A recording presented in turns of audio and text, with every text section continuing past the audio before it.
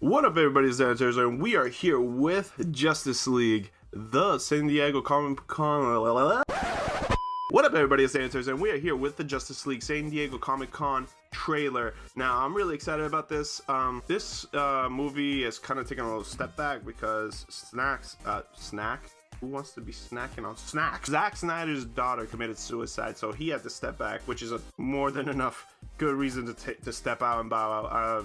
My condolences to the family of the Snyder family. But Josh Whedon stepped in and is now polishing everything up in post-production, which I think is the best move that Warner Brothers could have done. And it's really, I want to see if you could tell a difference, maybe in tone. Maybe they added something that Josh Whedon added in there, like the color palette of Snack. Really, nigga? Forget with the snacks. I must be hungry. The color palette with Zack Snyder movies is always dark, bland, kind of muted colors. Josh Whedon is very vibrant, very day, you know, it's just open. It's like a breath of fresh air, which I enjoy, and it works for the Marvel Cinematic Universe. But now that he's jumped ship, because he is supposed to be directing the new Batgirl movie that they're going to be releasing in 2018, 2019. I'm not too sure. And y'all better believe that's going to be amazing, because Josh Whedon made Buffy the Vampire Slayer. So anyway, let's just see if anything is different. I'm ready for this. Let's see. Play. Okay, dudes are dead.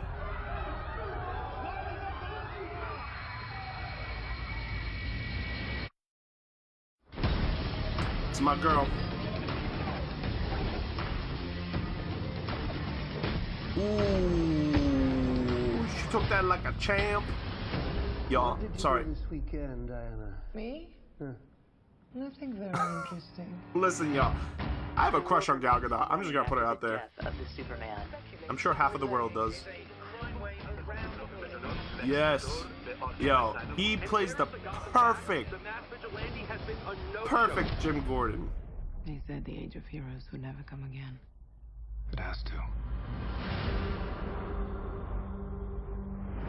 Vamos, get her. We don't have any more time. Something is coming. Is that a mother box? That is a mother box. Okay. Ooh, my boy Steppenwolf. No protectors here.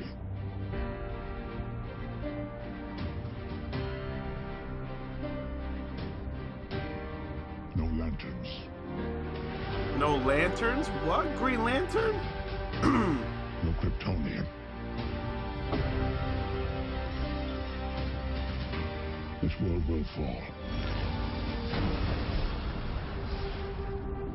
Like all the others. Damn. One misses the days when one's biggest concerns were exploding wind-up penguins. This is crazy. Honestly, I think we're all gonna die. Each of us, in some way, is held back. Yes. Don't engage alone. We'll do this together. It's really cool. You guys seem ready to do battle and stuff. I've never done battle. I've just pushed some people and run away.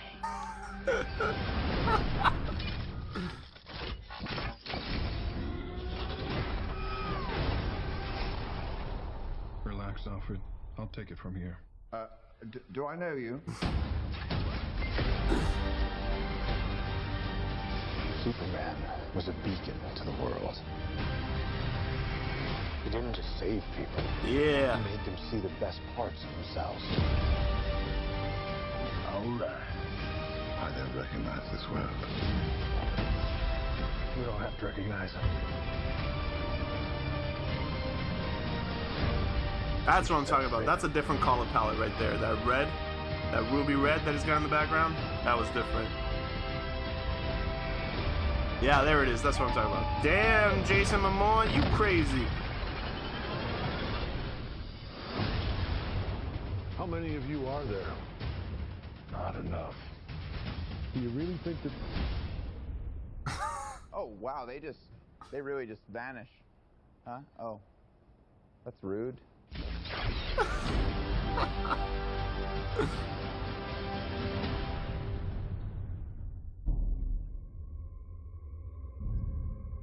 Ooh, Superman?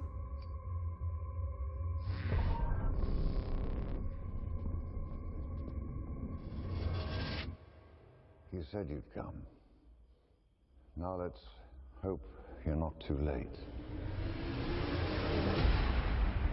Oh yeah. All right. So that is a solid fucking trailer, I'm telling you. All right, they are finally doing. I think they've learned from their mistakes from Batman v Superman. Now, let me just say something. I actually am one of the people that really favored Man of Steel. The only thing I didn't favor is that he killed Zod, but Snyder put him in a situation where Zod was about to kill kids and a family, so I understand why he did that, but I think Superman is not supposed to kill. I was kind of against that. Now, when I first saw Batman versus Superman, I loved it. Watched it again, I started to dislike it.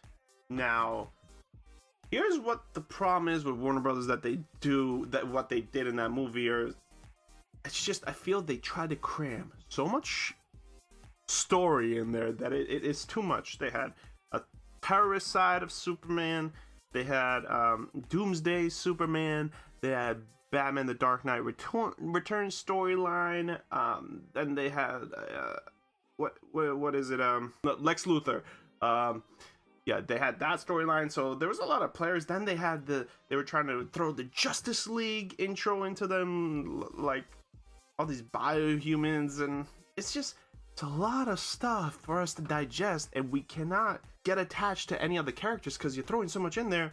We really can't get attached. What I thought they should have done is they should have had the Man of Steel movie, which I thought was a solid beginning, trust me, and then they should have had a solo Batman movie.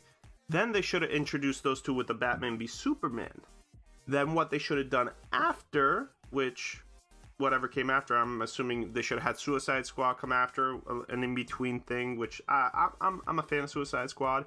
I didn't think it was the best way to portray Suicide Squad, but I love the Joker. Y'all are gonna kill me in the comments below, but I love Jared Leto's Joker. I don't blame him. I blame the studio for chopping his scenes up the way they did in post-edit style. Then they should have came out with Superman Doomsday movie and killed him off that way and have Batman in there help out, whatever, it doesn't matter. And that way would have spaced everything out. And in the Doomsday movie, they could have added, like, after Superman died, they wanted to find more metahumans to help out and form the Justice League in case anything like that ever happened again. And then they should have released the Wonder Woman movie, which is the best DC movie out there so far. I'm sorry, Gal Gadot killed it. The storyline killed it. The director, God kill me because I forgot her name. She is amazing.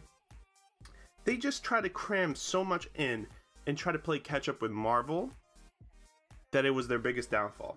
I believe most of the fans would have not minded waiting as long as they made the storylines correct, they made the movies correct, they did justice by the stories, and I think they're just trying to catch up to this money train that it's just, in the end, fans, yes, it's a money train right now, and it's what the world is riding on. It's the wave, it's like the thing, but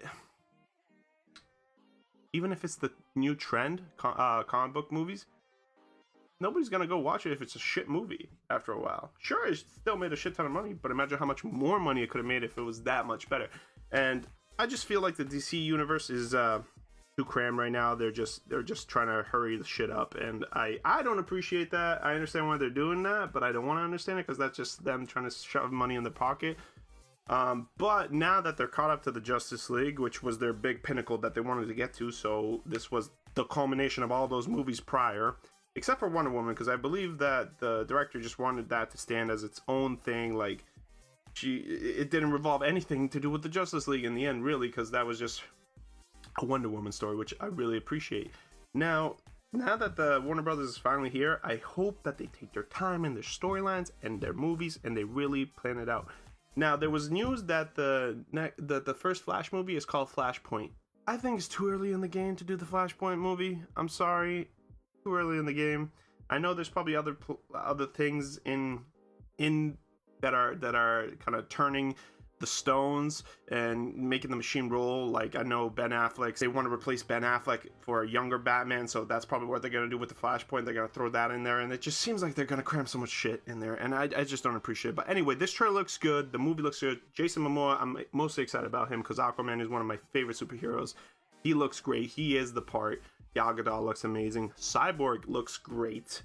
The color palette seemed like it brightened up in some areas. I could see a little bit of Josh Whedon. We still have the slow motion action.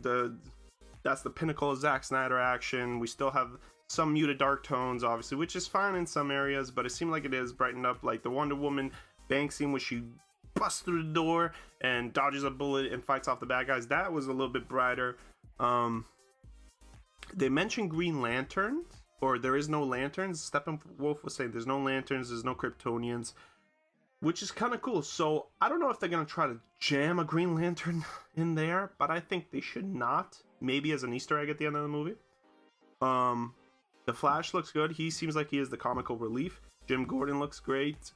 And Batman. Ben Affleck is my absolute portrayal of Batman. Secondly, it is a tie between Christian Bale and Adam West. But it is absolutely amazing. It looks great. I'm excited for it. I'm gonna be there. Of course, they have my money, no matter what, because I'm such a comic book fan and I really bleed and believe in this shit. But all right, y'all, tell me in the comments below what you guys thought. Tell me what you guys want me to review next, and don't forget to subscribe, share, and beat the beep out of that like button. And don't forget to hit me up at Twitter at Danny's Channel 1. All right, y'all, till next time. Love y'all, and I'm out.